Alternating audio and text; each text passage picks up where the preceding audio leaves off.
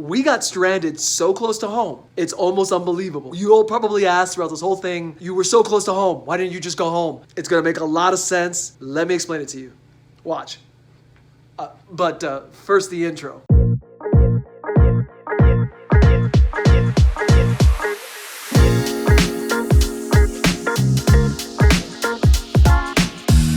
All right, so here we are in Colorado Springs. We left Rocky Mountain Metropolitan Airport early to get some of our assignments done, telling them, hey, you know, there's some weather gonna roll in. And then the stations decided that they wanted to see if we could try to get down to Colorado Springs, which is, it's a good 60 miles, 50 miles south.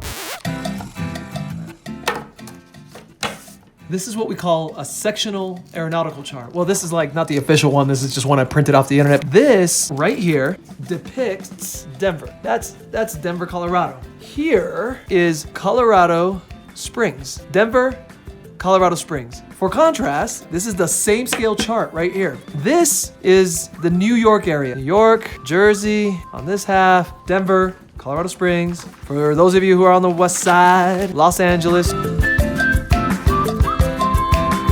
We flew from an airport on this side of Denver all the way down to Colorado Springs, ran our missions, came back, and had to go back to Colorado Springs. This distance from here to here, west, east, you with me still? The width of LA is the distance that we were stranded away from Colorado Springs. We were close, very close. And we told them, well, if we can suspend, if we could stop doing all the other assignments, we'd be willing to come down and get this one assignment in Colorado Springs, head back and be done with it. They agreed. We headed to the Springs, got our assignment. As we started to head back, we got up to the north over to this hill north of Colorado Springs called Monument Hill. Got north of Monument Hill by a few miles. Oh, and this is footage from the actual flight itself. While we were up, you can see the clouds are overcast above and they're actually getting a little bit lower. There was an airplane that I think was on an instrument flight plan, at least I hope they were, off in the distance. That airplane was going in and you could see it relative to the overcast above. We figured out that it wasn't gonna be prudent to continue on. That's kind of on the border of what we call scud running, which is really flying right below the clouds in hopes that we can just make it just to the end. The problem with scud running is that you risk inadvertently flying into the clouds where the visibility is low, and not to mention, there could be icing conditions above. There's a lot of reasons you really don't want to scud run. Still, like I explained before, when you're that close to home, where you're only maybe even 15 to 20 minutes from arriving, oh man, the pressure in the back of your head to keep on pushing forward and hoping that everything will come out okay is strong. The closer you get to home, the more chances you're willing to take, the more risks you're willing to take. You have to be very cognizant of that. Lucky for me, I have a very experienced pilot, Bo, and I'm, almost at CFI level, at a flight instructor level. Together, we were able to kind of just make a decision to just come back to the Springs. So that is exactly what we did. We diverted and Bo headed south. We pointed ourselves towards Colorado Springs, arrived at the Colorado Springs airport, and then we had one last decision to make. Should we land over at the Jet Center or Cutter Aviation? Well, looking down, I saw this big, giant log cabin looking thing, and I thought, let's give that place a try. Oh wow, look how enthusiastic this guy is. Big shout out to the ground support staff over at Cutter Aviation. They came running out of the building without any notice and helped to marshal our chopper to the ground. The great thing about deciding to land is that you get to fly again tomorrow. Well, I mean, if you have to be stuck anywhere for a little bit, this isn't a bad place. What did you just say? Gene Cernan, last man to walk on the moon, sat at this booth, and he had lunch with Mike McGrath, who was in the Hanoi Hilton longer than McCain. What? And I sat there and only I care about that. We are inside the restaurant. What is that? Is that a propeller behind me? Yeah, because you know what? They built the entire restaurant around an old airplane. Oh yeah, this is pretty special here. It's a Boeing KC-97. We have the L model. Oh, it's a tanker. Yes. If you look outside, the airplane itself is there, and it's fully intact. Isn't that crazy? So far, Bo, what do you think? I mean, This place is amazing. Yeah, right? I'd like to come back here again and take more time. It'd be nice to do it under other circumstances, of course. What's that?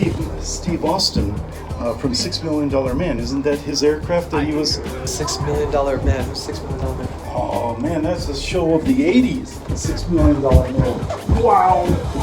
I just had a stroke of genius. Like, Oh, you guys get to decide if it's a stroke of genius. I think it's a really good idea. You would not be faulted if you thought that Bo and I were having such a great time at the restaurant that maybe we sort of sneakily planned anyway on diverting on purpose so we can enjoy the restaurant. That was not the case.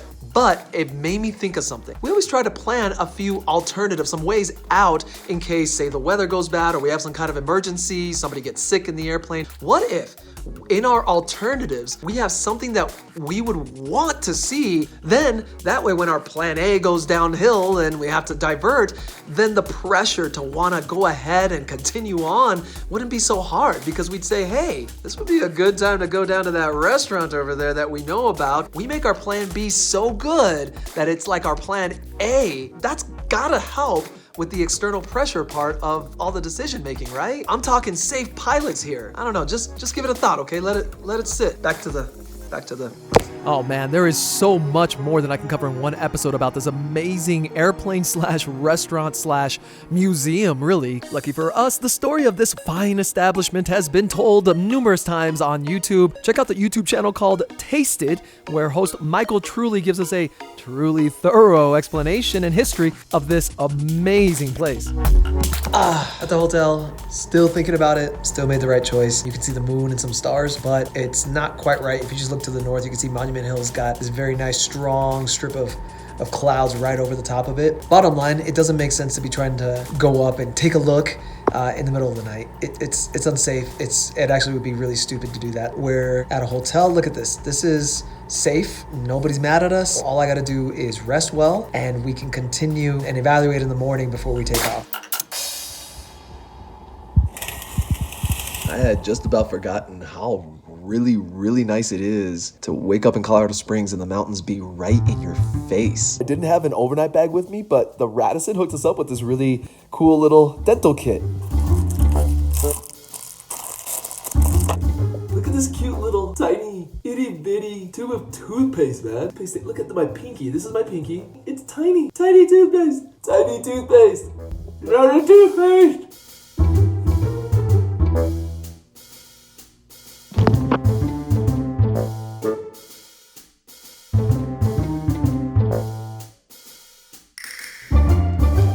Brief while we're sitting at breakfast, check out what the weather is. Got a pretty good dusting of snow out there today. We never did find wheels for the chopper to get her back in the hangar, so it's probably got a little bit of this powdery white stuff all over it. And looking at the weather, we know we're gonna be home safe now. It's really beautiful outside. Really beautiful. We call it severe clear. That guy's back at Cutter Aviation.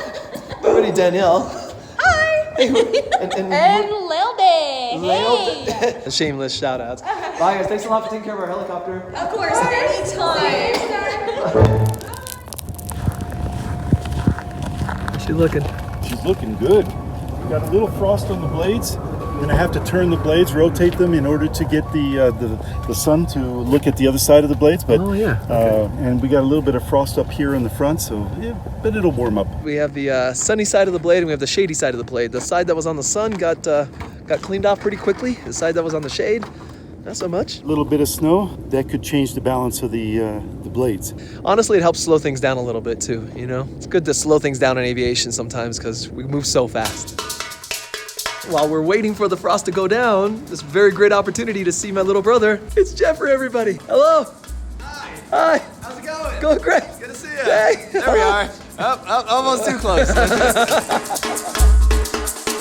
Bo is giving an impromptu lesson to my brother Jeffrey. Jeffrey, talking about instruments and helicopters and all that cool stuff. We're getting ready to go here in a minute, so cute. Let's fly this thing.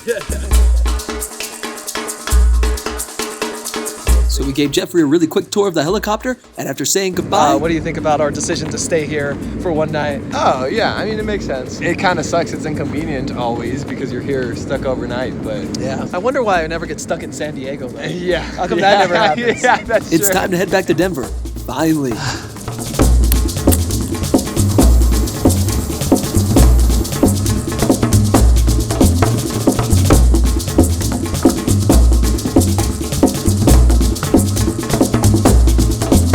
Because the winds were favorable, Bo was able to take the more direct route back to the airport, which means we got to fly a little closer to the mountains.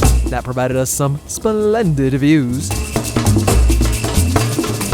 We're home. That's how you divert properly. That's how you fly a helicopter safely. Big thanks to Bo over there, man. He really made some good decisions, some good aviating. Hope you guys enjoyed some of that footage. Thanks a lot for watching. Of course, if you're not a subscriber, please subscribe. If you like this video, hit the thumbs up button because you know what? That makes us feel really good and lets us know that we're doing right by you. Also, shout out to Shelly. Thank you very much for subscribing and being a really good friend to, well, everybody. So let me see if I can get both hands so I can do it for you guys. Here we go. If you see us on the streets or in the air, be sure to say, hey, cameraman, and we'll have some fun. Bye.